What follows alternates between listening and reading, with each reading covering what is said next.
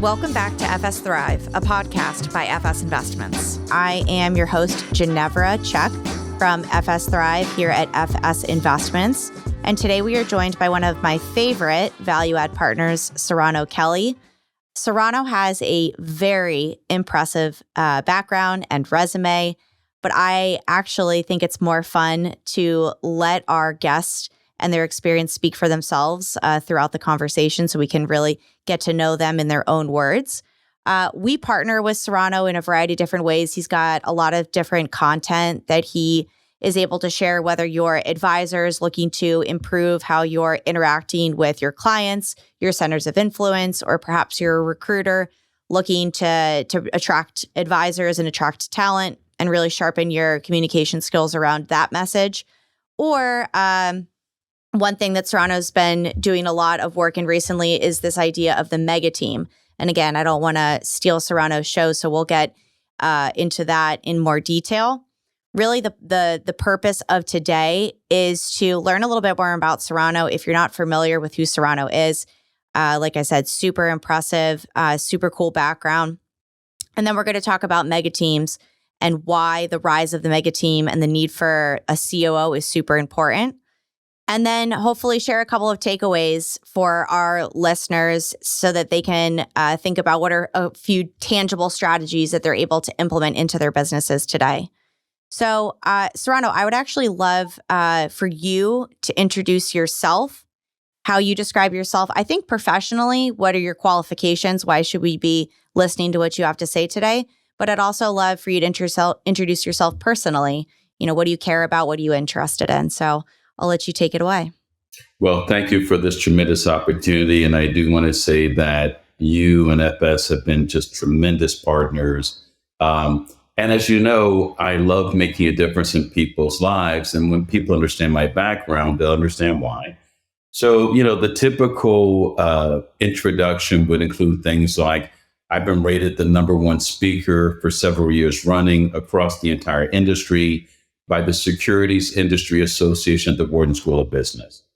I've had several television shows made about my landmark coaching book called The Game, Win Your Life in 90 Days. And I spent 2 years as a media skills coach at the White House, none of which seems like would possibly be the case for someone who began their life with a massive speech impediment. I did not have a minor impediment. I was unintelligible. And, you know, even at 6 years old, for those of you with children, I still couldn't be understood. And, you know, I grew up in the same neighborhood as Mike Tyson, which was famous for Mike Tyson, but also the highest murder rate in the country. So literally, if you were someone who didn't have a disability, you could easily be a target. It was definitely going to be a problem if you were different. I was also labeled as mentally slow. Because I went to public school, that's what they tell you if you're left-handed. And they can't make you become right-handed. And as a new mom, I'm sure you can appreciate that would not be a great send-off for your child to school. But that kicked off a very massive I'll show you kind of mentality. I entered Vassar College at age 16. I landed on Wall Street working at 44 Wall Street as a cold caller. My first year production, my rookie year in the 80s at Lehman Brothers. I did $400,000 in production, only to find out at the end of that year that one night, unbeknownst to me, I got a call the next day. And tragically, 4 of the children in my extended family had all perished that evening, that night, in a horrible house fire. And Ginevra, I have to tell you that it was that experience that had me really distinguish for me what is my purpose in life. And my purpose is to give people access to their potential. And one of the ways that I do that is through communication skills. But as you know, what I have a passion for in all things is creating order. That's really what I do.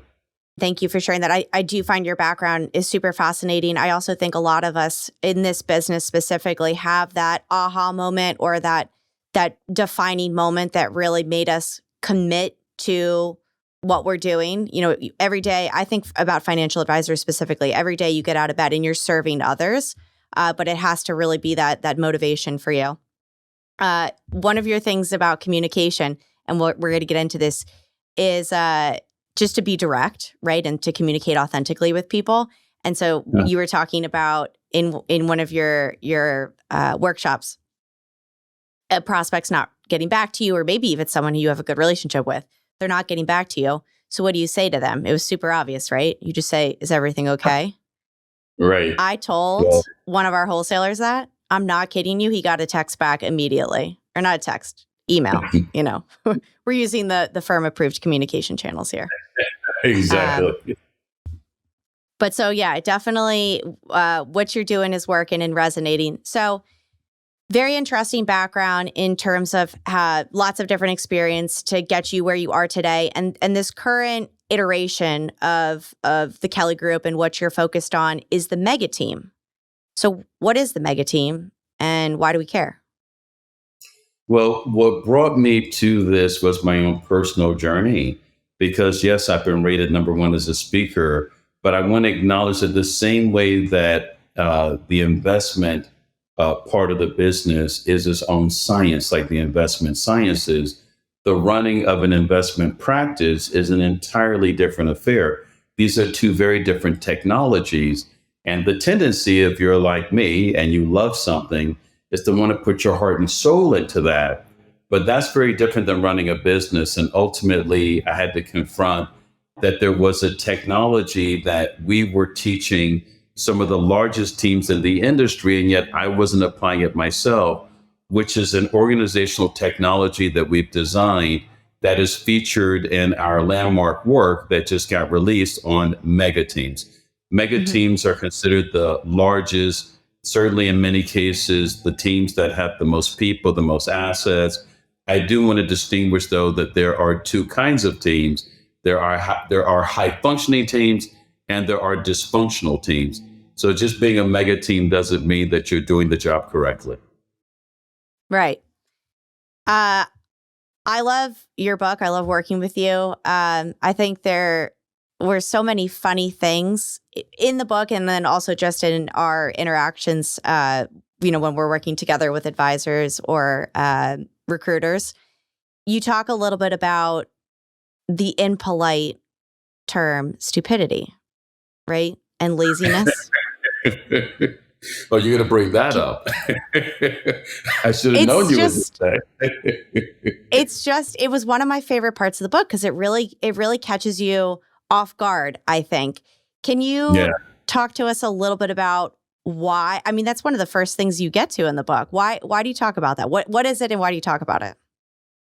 Well, if any of you have watched the movie The Founder featuring Michael Keaton, and it's the story of McDonald's, Ray Kroc, the founder, as it were, of the McDonald's Corporation. There's a scene in the movie where Ray Kroc has just seen this magical experience of watching a McDonald's in operation. It was like such a beautiful thing to see. And one of the McDonald brothers was trying to describe it to him. And what Dick McDonald said is that it was actually a symphony of efficiency, not a single movement wasted, which I would define as also a level of organizational intelligence. Now, by contrast, this is not part of the movie, that whenever we do the same thing repeatedly, but don't turn it into a system, a process, a policy, a procedure, that would be my definition of stupidity. Yep. Stupidity is actually doing the same thing repeatedly, even though it should be a system, and hoping that somehow it will magically just, someday become easier, instead of confronting that a true business has at the core of it a series of repeatable processes, including how you communicate. So yes, I do have the unmitigated goal to accuse myself and others of former and sometimes current levels of stupidity. Yes. Okay, and so this is really important to me, I think the conversation, because I've heard you connect with advisors before, and I think to say that to someone, my first reaction was, "Oh, could someone get defensive?" And what's your answer to that? Why do you think that advisors are more willing to accept that feedback? Because most who are mentally healthy are defensive when they hear the truth. I always say that as a leader, right? if someone in your organization makes a mistake and they justify it, the reality is you can't count on them to change it. If they justify it for any reason whatsoever, what they're saying is, I'm not responsible and this can and will happen again. Right. So, if a person is offended by it, I would say, take a look. Like, where are you not running your business intelligently? Ginevra, you know that one of the most senior tenets or principles in the book is this very, very, I'd say fairly obvious statement, right? Which is that if we take a look at it, money moves towards order and money moves towards control. Money moves away from disorder. Money moves away from any lack of control. You could say, I don't say this in the book, that money moves towards intelligence and money moves away from stupidity. And look, there's not a single advisor who's going to argue with me and say, I would definitely invest my clients' money in a company that was disorganized. And while I would love to put investment capital into a country that's spinning out of control. McDonald's doesn't have the best hamburgers. They have some of the best controls. Starbucks does not have the best coffee. They have some of the best controls. And there's a joke that, I'll often say to the audience where I'll ask them, what is the biggest problem with organized crime? And you've seen me do this, right? And they look at me like, well, it's not a good thing. I mean, but what's the biggest problem with organized crime? And then I look at them and I say, organized. Yeah. I asked my husband that joke the other day because, my husband's a financial advisor. And we got a chuckle at it because it's true, right? Yeah. And intuitively, we all want to believe that money moves towards good and that money moves towards superior products and services. But this is not true. Money moves towards order. It doesn't move towards good. And that can be really hard to accept sometimes, Yeah. And so I think, when it was obviously a leading question when I asked why are advisors willing to accept the hard truth from you sometimes. You've also said to me in the past, if you want to be successful, you're willing to hear the feedback that you need. And a lot of times, people use sports analogies, and I think that that's a really obvious analogy here. We've talked, you and I have talked in the past about, think about any single time you're preparing for a game or any sort of sporting event, you're practicing. And generally speaking, there's some sort of order or structure or system or process to the way that you practice. You start with the warm up, right? Then you probably have some sort of technical skill. I was a lacrosse player. So, we warmed up, then we passed the ball, we warmed up our sticks, first warmed up our bodies and warmed up our sticks. But you're never just jumping into scrimmages. There has to be a process and order to the different components that lead to the ultimate outcome, which is, a successful game where you're all working together as a unit. I've never had an advisor really balk at this because, look, we're all business owners. We've all made mistakes. I'm not saying that we ourselves are stupid. What I'm saying is that we can do things stupidly. And imagine a lacrosse player who doesn't warm up, doesn't drill, doesn't do exercise. They go out and they get hurt. It's like, was that really a right maneuver on their part? Probably not. Probably not. So I know that you talk about the benefit of advisors understanding, okay, nowadays I think we have to recognize that to be successful advisor, even if you're a sole practitioner, to be a successful advisor, it's more than just one function of advising. And then now you're adding in this idea of the mega team where you've got maybe multiple groups of advisors working together. There has to be order, there has to be process. So you have built the diagnostic tool, which I know we're going to talk about later, and there's 7 different categories. What are those 7 categories, and why have you chosen those 7 categories as a metric for evaluation? Absolutely. So those 7 categories can be seen as like the 7 dimensions of a practice or the 7 divisions of a business. And that the diagnostic allows a person to have the kind of analytical insight because there's a structure, a framework that allows them to be able to discern where is their business strong, Most importantly, where is it weak? And exactly and precisely what to do about it. So, for example, the first division of the business is the executive division. That's where we establish mission, vision. That's where we determine what is the plan. And the planning function is critical because you see so many advisors working so hard, right? They're like very busy. And I will sometimes say to them, what's the point of climbing the ladder of success? Only to find out that all along it was propped against the wrong house. Yeah. It is possible to be busy, but to utterly and entirely miss the mark. The next division has everything to do with the relationship or the human capital, what we think of as more the HR function, but there's more to it than that. It's also the analytics of the organization. To what degree are you tracking statistics? To what degree are you really investing in the betterment of your team? And by the way, this begins with being a solo practitioner. There's a way that this is applied to solo practitioners so they can escape the trap and actually become someone who has support, ultimately build a team and maybe a mega team.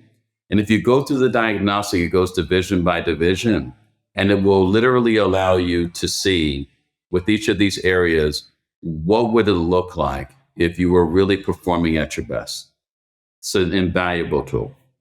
What has been I know that this is something that you've spent a lot of years building and doing, maybe not as specifically as you're doing it today, but what are some of the biggest things that you've found through this diagnostic tool where advisors are most often struggling? Is there one area where advisors are typically having a difficult time? Is there another area where advisors are typically excelling? I'd be curious, what you've been seeing. Well, I don't want to spoil the story, right? But I will say that when people go to our website, megateams.org, and they take the diagnostic, candidly, there is an area where I would say 80% of most individual practitioners and sometimes even mega teams score the lowest. But here's what I want to say about the value of the diagnostic. Listen, 80% of small business owners, which is not a small number, like 80% of them fail within the first 2 years, right? Actually, in our industry, 77% of advisors fail within the first 2 years, right? So there's something about those numbers. But contrast that to the fact that 80% of franchise owners succeed within the first 2 years. And if you sit back and ask yourself, well, that's a massive difference. 80% fail versus 80% that succeed. Our industry would kill for an 80% success rate. You ask yourself, what could make such a difference? And what I say is it's because the franchise owner is given the ideal scene. They're given a precise model, a precise target. And what they know is if they follow that blueprint, they will be successful. Ginevra, the other advisors here, myself, the leaders, the managers, we weren't given an ideal scene. I was given a telephone book, a phone, and I was told, see you, but I wouldn't want to be here, Right. And so we find ourselves searching in the dark to try and find out, like, what's our next big move? Where should we grow? What should we not do? It's very haphazard. The moment a person fills out the diagnostic, they will experience for the first time in their career the ideal scene. Their answers will be the current scene. And the most important thing that they'll discover is what is the greatest departure between the current scene and the ideal scene. And that is precisely and only the thing that they should fix. And literally by going to megateams.org, filling out the diagnostic, a person will have an insight that they could not have had at any prior point in their career. Yeah, I agree. I've actually gone through the diagnostic myself. And, what's interesting is when you are looking at it right in front of your face like that, it almost seems, I don't want to say obvious, but you're like, oh, well, yes, this makes sense. I should have a vision statement and a mission so that I'm building the ladders, on the right house. I should be investing in the development of myself and my team and clearly defining jobs and roles and responsibilities. I should be providing high levels of service, being strategic about how we're managing assets, thinking about growth and within our existing client base or future clients. You say it all. I say it like that. You're like, yeah, that sounds right. But then what, life happens, right? Things get in the way, things slow us down. Let's just say there's the Ritz and then there's everybody else. So what the Ritz does is not rocket science, but it is a science. And what a lot of people don't appreciate is that the Ritz is an exercise in organization. That anytime you're able to see that level of quality delivered across that many countries with that level of consistency, there's only one possible explanation: order. And you're right. I've never had an advisor take the diagnostic and go, that question is not relevant. That doesn't apply to me. I don't think that's necessary. I think a lot of them, because they've reviewed and analyzed so many investments in companies over the course of their career, not everybody studies businesses the way that you guys do, right? They look at the questions, they go, yeah, that's what I would expect from any company. Yep. But they've never applied it to themselves, sadly. It's the nature of the beast of life, I would say. Sarano, I know this is a little bit off topic, but you and I think you were actually talking to a group of advisors around this idea of money moves towards order, money moves away from disorder. And, about how, like you just said, if I'm an advisor, I have expectations of the businesses and the companies that I'm investing in. And, right, I expect them to have good organization. So as an advisor, I should probably hold myself to a similar standard. And we talked a little bit about in the personal life as well. What was the story you told me about you and your wife, Brooke, and your Sunday evening ritual? Yes. Well, this does tie, oddly enough, still into mega teams, because one of the things that we would say is that order is senior to adding time or people. And that the first thing you need to add order to is your time. A lot of people have a misconception. They think that Monday begins on Monday. Monday begins on Sunday in the latter half or the evening. So my wife instituted what she calls a clean ship program. So, the family reports into duty, even the poodle, with their schedule, their meal plan. And that is where we coordinate ourselves for the week, right? Everything related to the household, vacations, volleyball matches, the whole shebang. And prior to that, she didn't even know, so what day is your flight leaving? And so you're leaving the country. Do you think you might have wanted to tell me that, right? We didn't have a centralized meeting to organize ourselves as a family. And that simple change. Now, remember, my wife won 5 gold medals in the Junior Olympics, training for the Olympics. Her brother played for the Cowboys and the Patriots. She was number 10 out of 8,000 salespeople for Pfizer Pharmaceutical. She's coached the largest teams of Barron's and Forbes advisors in the industry for 2 decades. My wife is an organizational psycho. I say that lovingly, by the way, Ginevra, lovingly, right? So, yes. That totally changed our lives. I was so resistant, by the way. My resistance was a form of stupidity. That's right. Now, would you say, were you resistant to that before or after you were telling advisors these concepts of how to run a more efficient mega team? Was it, which one was the chicken and which one was the egg, right? Now, Ginevra, why would I listen to my wife? Oh, we're gonna have to cut that from the podcast now. It's funny because I said to you, my husband and I just had a baby. And so we had to do the same thing. We always had a shared calendar, right? But there was a difference between having a shared calendar and then actually spending 10 minutes. I have a little magnetized calendar that I put onto the refrigerator, and we do exactly what you said. What meetings do you have this week where you might have to go into work early or stay at work late? Are you traveling? Okay, work is done. What social engagements do we have? I have it color-coded. I also might be an organizational dictator. I'm not sure what you used. You are? You are? No. But so we do social, and then we do all of our meals. So those are decided in advance. So then we can buy our groceries according to the meals we're going to make. There's no waste. It's fabulous. I love it. Which is also why, I love the work that you're doing with advisors with this diagnostic tool, because it really does speak to my love language of organization and planning and preparing and all of that.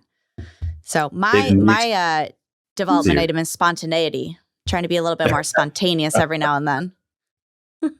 What's beautiful about when you put in order is that it's a tremendous foundation for then spontaneity. Like, we think that, like, people who play jazz, we don't realize, hey, they're trained in chords and scales, right? They know what they're doing. They've mastered the fundamentals.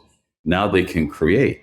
It's very hard to create when you're busy reacting, when your typical day is dictated by problems or other people's problems. There's no room in there to really see how can you create your masterpiece. And I will tell you that when people go literally to the website, megateams.org, they fill out the diagnostic, they look and see what is the greatest point of weakness. They read the book and realize, wow, one of the rules is if you fix the right thing, but in the wrong order, it's still the wrong thing. That you need to fix the right thing in the right order, which is what the diagnostic will show you. It puts them on a pathway of continuous improvement. But Ginevra, it's not just continuous improvement. What's happening is the IQ of their business is rising dramatically. It is very difficult, according to scientists, to change the IQ of a human being. It seems to be genetically predetermined. There are some things like changing your handedness that is known to boost a person's IQ. But there are not many mechanisms, whereas with an organization, you can literally boost this IQ massively overnight. I mean, Ray Kroc boosted the organizational IQ of the McDonald's Brothers franchise or store, because they didn't have a franchise, by adding an organizational technology called franchising. And they literally feed 1% of the world's planet every single day. That is a massive organizational exercise. I just saw something that said McDonald's, something like 8% of all people in the U.S. workforce have started at a McDonald's or something along those lines. That surprised me. That would surprise me. Yeah, I might be misquoting that, but I'm pretty sure it was a commercial that said something along those lines, which good for McDonald's. Early workforce training for the entire United States, apparently. Yeah. So it's funny, though. I was going to make a joke that someone like me, I have to schedule time to be unscheduled. That's how I organize my spontaneity time, is like I'm planning time to have no plan. Yeah. So listen, when you were in school, you had free time, right? As a kid in school, that was spontaneous time. Do you want to go play hopscotch? Do you want to, what do you want to do? So there's a place for that. But even that is inside of a framework of order. Yeah. I think your analogy about a jazz musician is so spot on, though. And I think, there's so many parallels. Like, we use the sports analogy. I think a musician analogy is great. Free time in school is great. One thing I wanted to touch on before we wrap up is you have these 22 tenets, which is a lot, but I love all of them. I don't know if you have a couple that you want to pick out. We've touched on a few of them, but I don't know if there's maybe one or two that you really think are super important that we could share with the listeners today. So a very simple one is order begets order and chaos begets chaos. I always say that dirty dishes in the sink always begin with a single fork. That's how it begins. I remember when I was taking this medication and the doctor said, go from taking it once a day to twice a day. I take my vitamins and everything that I would do like that in the morning after breakfast. So I just didn't take it. And the doctor's like, dude, what's up with you, right? And I'm just like, I forget. So what happens is it's in my medicine cabinet. What I did was I took it out of the medicine cabinet and put it by my toothbrush. And since it's by my toothbrush, obviously I see it at night before I go to bed. So I take the medication. Order begets order. The same way that chaos begets chaos. And so that is one of those very fundamental rules that is a breakthrough in stupidity, right? Because if you allow chaos, what you're going to get is more chaos. Yeah. I say that a really, really big one for us is this idea that if you do the right thing, but in the wrong order, it's still the wrong thing, because some advisors come to us with these amazing ideas that they've heard and, oh my gosh, it's going to change their lives. And I'm like, the idea is great, but time out. Is this the right idea for you right now? Because if it's not, it's wrong, right?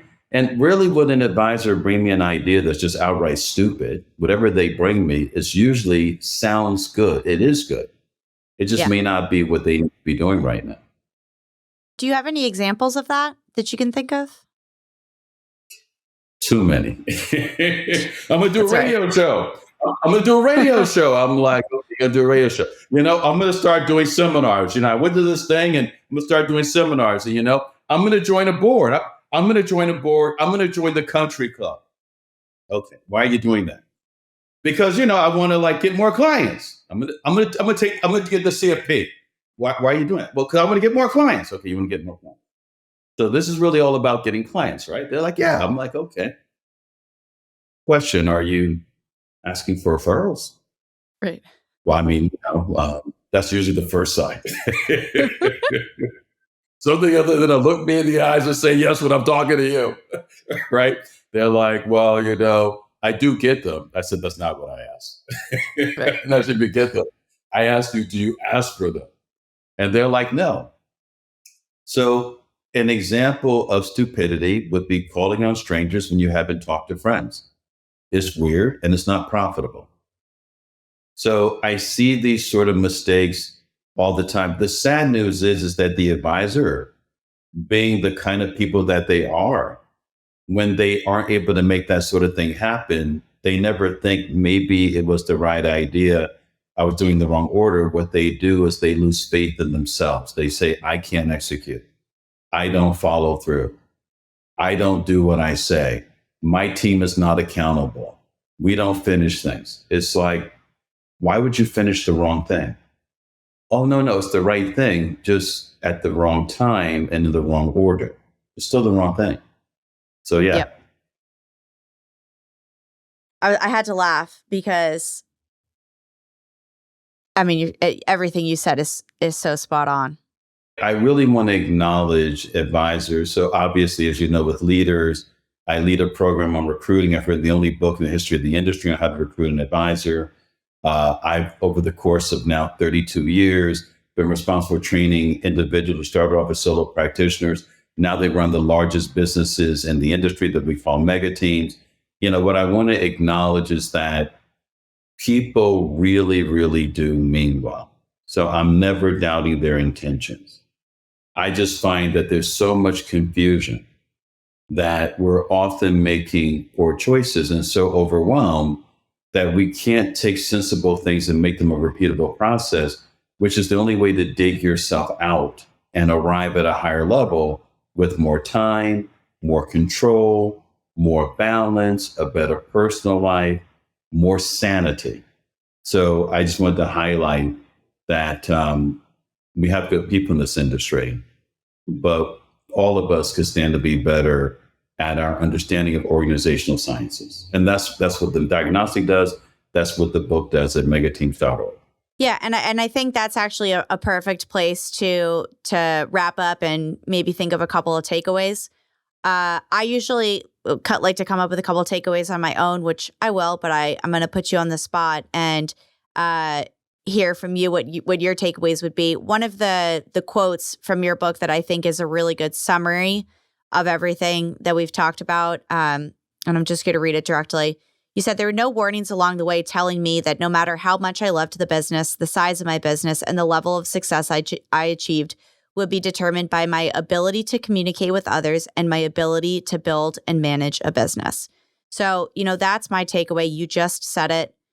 How can we, I love this industry. I love working with advisors. I love being a part of the value add team at FS because I think it's so, you said it again, it's so meaningful to be able to help people unlock their potential. But I think the goal here is, you're in the business for a reason. And so whether you want to continue to grow your business or you want to find ways to make your business more efficient so that you have more time for a better work-life balance, we're here to help you communicate and run your business better. Sarano, anything that I'm missing though, what would you say are kind of the key takeaways for our listeners? Our greatest enemy is always delay, right? So if I was someone right now experiencing this, I would immediately go to megateams.org. I would download the book preview, and I would immediately begin taking the diagnostic, because when you immediately follow with action, what will naturally happen is action begets action. If a person delays and they're going to get around to it, well, what do you want me to say? I'm not surprised at a later date when someone says, "Did you hear about this book, Mega Teams?" You're like, "Yeah, I think I came across that one time," but nothing actually happened. I'd like to see you make something happen, and that would be the way that I would do it. I couldn't agree more. We've said it a couple of times, megateams.org. I would also invite anyone to reach out to fsthrive.com or fsthrive@fsinvestments.com. We are working with Sarano often to have him meet with advisors and recruiters. So there's a variety of different, obviously we've talked about a lot today, and you can see that, Sarano's obviously been around and has lots of really wise wisdom, lots of good tenets, a diagnostic tool to help advisors really maximize their potential. Thank you so much, Sarano, for joining. Tons of fun connecting with you today. I know every time we get together, it's always a lot of fun, and I look forward to the next time we connect. FS Thrive was produced by the Value Add team. It was edited and engineered by Aaron Sherman. Video was produced by Melissa Vendetti. Copy provided by Harrison Beck. Special thanks to show advisors Ellie Zhang and Kim Pollock. If you liked today's episode, be sure to follow the FS Fireside podcast wherever you stream. Thanks for listening.